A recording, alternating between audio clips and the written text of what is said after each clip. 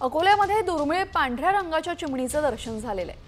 मूर्तिजापुरातील जिल्हा परिषद शाळेच्या परिसरात ही दुर्मिळ पांढऱ्या रंगाची चिमणी दिसून आली।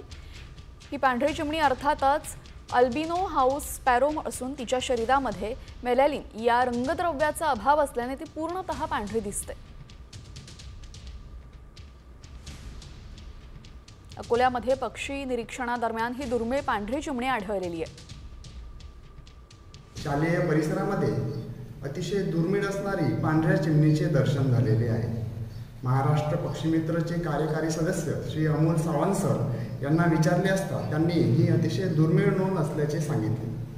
शरीरातील मेलॅनिनच्या अभावामुळे काही पक्षी व प्राण्यांमध्ये रंगांचा असा अभाव आढळतो।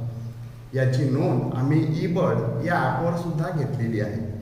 पांढऱ्या चिमणीला पाहून आमच्या विद्यार्थ्यांमध्ये आनंदाचे वातावरण पसरले आहे।